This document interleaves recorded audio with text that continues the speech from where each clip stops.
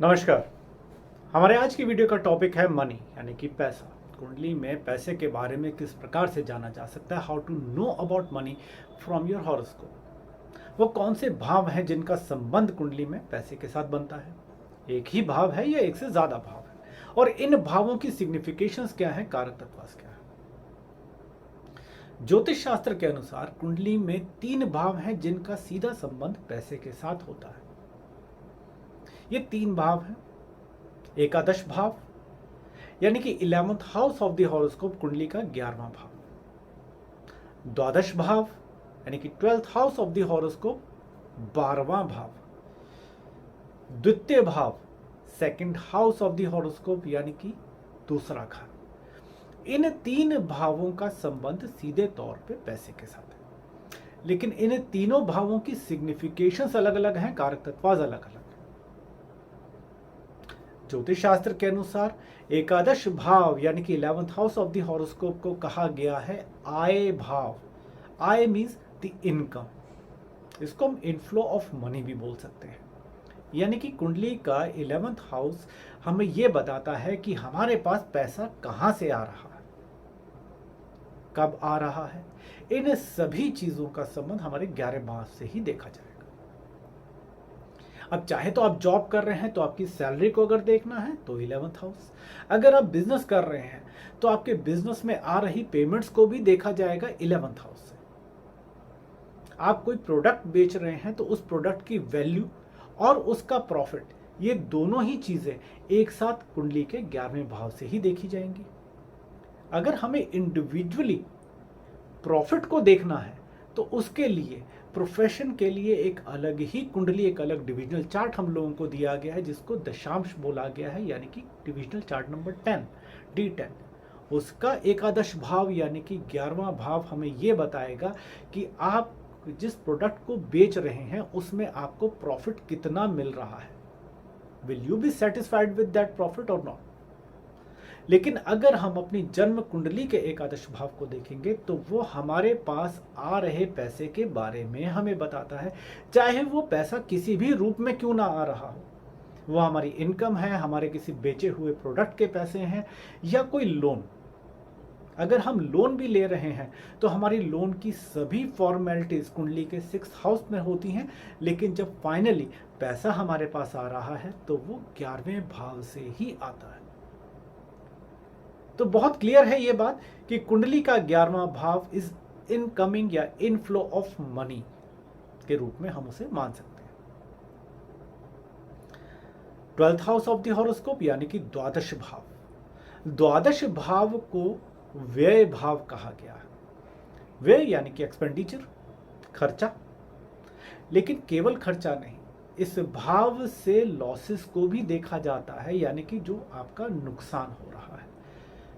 इसको अगर हम चाहें तो इसे आउटगोइंग ऑफ मनी या आउटफ्लो ऑफ मनी भी हम कह सकते हैं, यानी कि किसी भी रूप में पैसा हमसे खर्च हो रहा है, चाहे हमारी किसी ज़रूरत से, चाहे हमारा कोई नुकसान हो रहा है, या हम कुछ दान कर रहे हैं, कुछ चैरिटी कर रहे हैं, तो वो भी हमारे 12th हाउस से ही देखी जाएगी। तो किसी भी रूप में अगर पैसा हमसे दूर जा रहा है तो वो हमारे 12वें भाव से ही जाएगा। तो आमदनी का भाव हो गया यानी कि आय भाव 11th हाउस, और खर्चे का भाव हो गया 12th हाउस यानी कि द्वादश भाव। इन दोनों के बाद जो हमारे पास पैसा बच जाता है वो जाएगा हमारी सेविंग्स में। तो इसीलिए कुंडली के द्वितीय भाव यानी कि 2nd house of the horoscope को कहा गया है धन भाव। इसको अगर पूर्ण रूप से कहा जाए तो संचित धन, एक्यूमुलेटेड वेल्थ, यानी कि हमारा वो पैसा जो हमने बचा लिया, जो हमारी सेविंग्स है, वो हमारे 2nd हाउस से देखा जाएगा। तो इन तीनों भावों से हमें पता लग रहा है कि हमारी आय यानी कि इनकम कितनी है, व्यय यानी कि एक्सपेंडिचर कितना हो रहा है, और सेविंग्स कितनी हो रही है। लेकिन अगर हमें इंडिविजुअली किसी चीज को अगर जानना है तो ज्योतिष का सिद्धांत क्या कहते हैं, किसी भी चीज के बारे में जानने के लिए हमें 3 बातों का ध्यान रखना है, और 3 बातों को हमें जांचना है कुंडली के अंदर। भाव यानी कि जिस चीज के बारे में हम जानना चाह रहे हैं उस भाव को देखो, उस भावेश को यानी कि उस भाव के स्वामी को देखो, और उस भाव के कारक को देखो। तो अगर हमें इनकम के बारे में जानना है तो हमें देखना होगा 11th हाउस, 11वां भाव, भावेश यानी कि 11th लॉर्ड एंड कारका जुपिटर। इन 3 बिंदुओं को, इन 3 पॉइंट्स को हमने कुंडली के अंदर चेक करना है। If the 11th house, 11th lord and the कारका are well placed in the horoscope, beneficially placed in a horoscope, तो इनकम अच्छी होगी, नहीं तो इनकम में बाधाएं रहेंगी। अगर कोई शुभ ग्रह 11th हाउस के अंदर प्लेस्ड है तो रेगुलर इनकम होगी, अच्छी इनकम होगी। लेकिन अगर कुछ मैलेफिक प्लैनेट्स वहां पे हैं तो आपकी कमाई, आपकी इनकम के अंदर बहुत से हर्डल्स आएंगे, रेगुलर इनकम नहीं होगी, ऐसे कई रीजंस बनते हैं। उसी तरीके से अगर हमें खर्चों को देखना है कि आखिर हमारे खर्चे किस प्रकार से हो रहे हैं, हमारे केवल नुकसान हो रहे हैं या केवल बेफजूल के खर्चे हो रहे हैं, तो उसका रीजन क्या होगा? 12th हाउस के अंदर किसी पापी ग्रह का होना, या 12th house, 12th Lord and the कारका सैटर्न, जी हाँ 12वें भाव के कारक हैं शनि। अगर ये तीनों कुंडली में मैलेफिकली प्लेस्ड हैं या पीड़ित हैं तो आपके नुकसान हो रहे हैं। लेकिन अगर ये तीनों बेनिफिकली प्लेस्ड हैं तो आपके नुकसान नहीं हो रहे। आप जो भी प्रोडक्ट खरीद रहे हैं, you will get value for your money.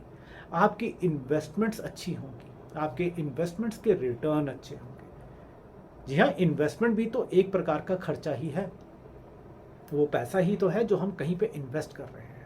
तो investment is seen from the 12th house and return of that investment is seen from the 11th house. तो अगर आपका 12वां भाव शुभ है, 12वां भावेश शुभ ग्रहों के साथ है, तो ये भी आपकी इनकम को बढ़ावा देता है।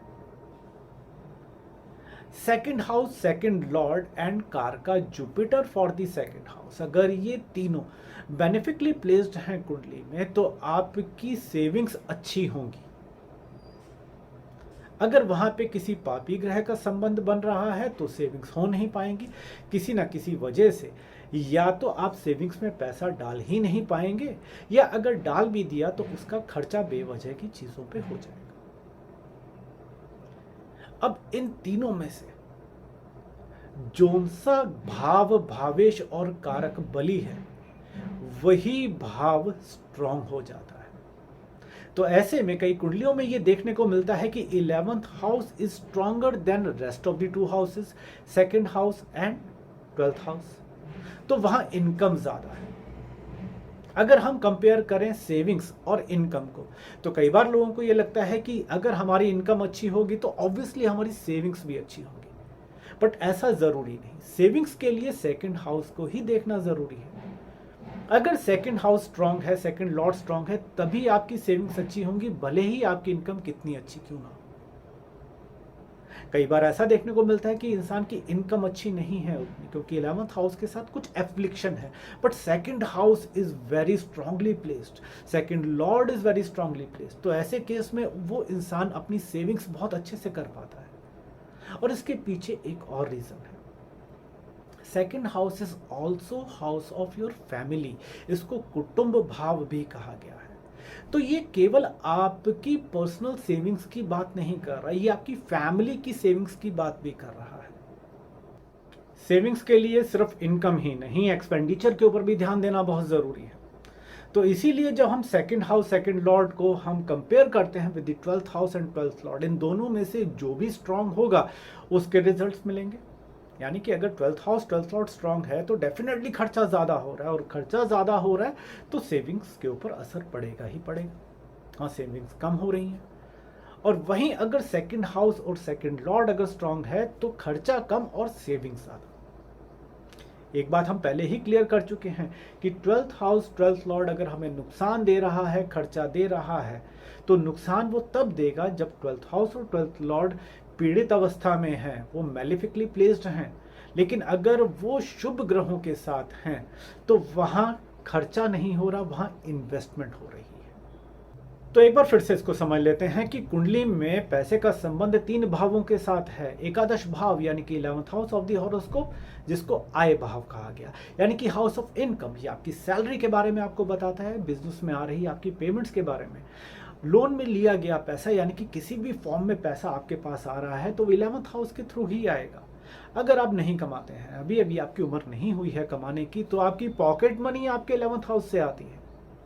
12th हाउस यानी कि द्वादश भाव, ये व्यय भाव कहा गया, यानी कि हाउस ऑफ एक्सपेंडिचर। ये हाउस ऑफ लॉसेस भी कहा जा सकता है इसको।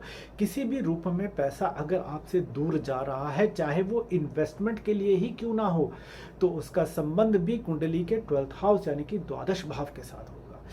सेकंड हाउस, द्वितीय भाव, जिसको धन भाव कहा गया है, this is the house of savings. ये आपकी सेविंग्स को रिप्रेजेंट करता है, चाहे वो बैंक में रखा हुआ आपका पैसा है या घर पे रखा हुआ आपका पैसा है, वो आपके द्वितीय भाव से ही देखा जाएगा। इसको आपकी फैमिली मनी के रूप में भी जाना जा सकता है, यानी कि एक फैमिली ने एक साथ मिलकर के जिस पैसे की सेविंग करी है वो भी हमारे सेकंड हाउस से ही देखा जाएगा। और इन तीनों भावों में से, इन तीनों भावेश यानी कि इन भावों के स्वामी जो भी स्ट्रांग होगा, उस भाव के रिजल्ट आपको सबसे ज्यादा मिलेंगे। तो आज के लिए इतना ही। नमस्कार।